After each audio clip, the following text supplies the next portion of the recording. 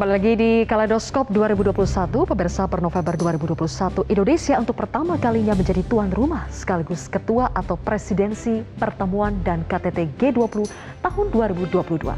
Pertemuan yang menghadirkan ribuan delegasi ke tanah air ini menjadi momentum penting bagi Indonesia dalam menentukan transformasi ekonomi global, arsitektur kesehatan, dan transisi energi yang lebih bersih dan adil.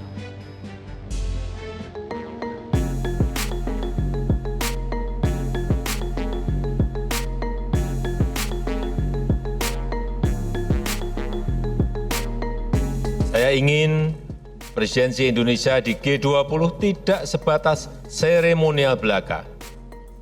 Indonesia mendorong negara-negara G20 untuk melakukan aksi-aksi nyata.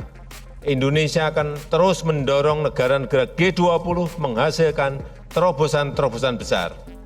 Indonesia akan terus mendorong negara-negara G20 membangun kolaborasi dan menggalang kekuatan untuk memastikan masyarakat dunia dapat merasakan dampak positif dari kerjasama ini.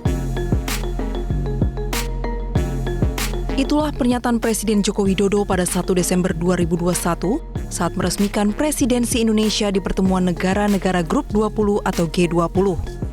Melalui pidato virtualnya, Presiden menegaskan Indonesia akan mendorong negara anggota G20 membangun kolaborasi dan menggalang kekuatan untuk memastikan masyarakat dunia dapat merasakan dampak positif kerjasama G20. Presiden menjanjikan pertemuan G20 di Indonesia akan menghasilkan inisiatif yang konkret, terutama dalam 3 topik utama, yaitu penanganan kesehatan yang inklusif, transformasi berbasis digital, dan transisi menuju energi berkelanjutan. Presiden menegaskan kebersamaan adalah jawaban atas masa depan. Dengan semangat solidaritas, Indonesia akan berupaya keras mendorong pemulihan situasi global agar segera pulih dan menjadi kuat, recover together, recover stronger.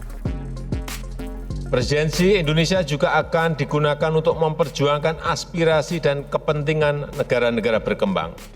Indonesia berusaha membangun tata kelola dunia yang lebih adil. Indonesia berupaya memperkuat solidaritas dunia mengatasi perubahan iklim dan pembangunan berkelanjutan, dan menggalang komitmen negara maju membantu negara berkembang, negara kaya membantu negara miskin. Indonesia resmi menjadi tuan rumah atau presidensi G20 setelah Perdana Menteri Italia Mario Draghi menyerahkan tongkat estafet kepemimpinan G20 kepada Presiden Joko Widodo dalam penutupan KTT G20 di Roma, Italia, 30 Oktober 2021. Kepemimpinan Indonesia di G20 mulai 1 Desember 2021 hingga 30 November 2022. Sedangkan pertemuan puncak G20 yang dihadiri kepala negara anggota G20 dijadwalkan berlangsung di Nusa Dua, Bali. Sejumlah persiapan teknis terus dilakukan, mulai dari merapikan fasilitas dan infrastruktur penunjang G20, hingga menentukan lokasi pertemuan maupun pilihan destinasi wisata bagi delegasi negara-negara G20. Pemerintah juga terus memperkenalkan logo G20 tahun 2022 secara kontinu kepada khalayak luas. Logo G20 2022 disimbolkan dalam perpaduan gunungan dan kawung dengan dasar logo berwarna merah putih. Menko Perekonomian Airlangga Hartarto memastikan presidensi G20 tahun 2022 membawa banyak manfaat bagi Indonesia. Selain menggerakkan ekonomi nasional, Indonesia juga ikut berperan dalam menentukan arah desain pemulihan ekonomi global pasca pandemi COVID-19. Dengan lebih dari 150 pertemuan yang akan digelar di 19 kota dan 18.000 lebih delegasi yang akan hadir, presidensi Indonesia akan membantu penciptaan sekitar 33.000 lapangan kerja, meningkatkan konsumsi domestik sebesar 1,7 triliun, meningkatkan PDB nasional sebesar 7,4 triliun, dan manfaat total 2 kali lebih besar dari penyelenggaraan IMF World Bank di tahun 2018 yang lalu. Indonesia juga mengemban tugas mulia membawa dunia ke arah lebih baik, lebih lestari, lebih damai, dan saling bekerja sama.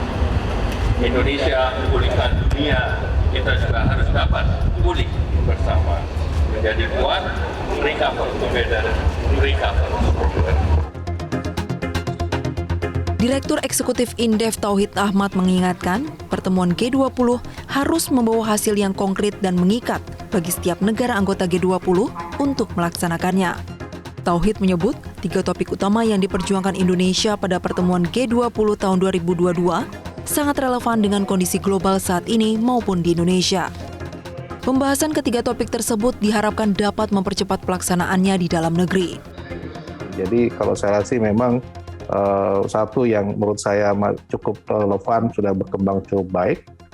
Cuma 2 isu ini, digital ekonomi dan juga transisi energi yang belum baik gitu. Apalagi targetnya kan bauran energi saja saat ini targetnya 23 atau 25%, baru sekitar 11 atau 13%. Jadi masih jauh dari apa yang ditargetkan atau direncanakan oleh pemerintah begitu. Presidensi G20 memberikan 2 implikasi sekaligus bagi Indonesia, yaitu panggung diplomasi dan promosi, serta tanggung jawab. Indonesia tidak hanya mewakili kepentingan lebih dari 227 juta jiwa warganya, tetapi juga kepentingan negara miskin berkembang, serta komunitas global. Peran strategis inilah yang membuat Indonesia berfungsi sebagai penyeimbang dan jembatan di pertemuan G20.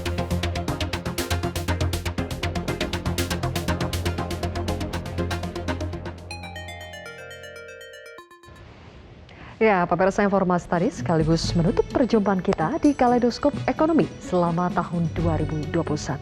Terima kasih atas kebersamaan Anda dan saya Zilvia Iskandar mewakili rekan petugas mengucapkan terima kasih. Kita jumpa lagi di Kaleidoskop 2021 besok.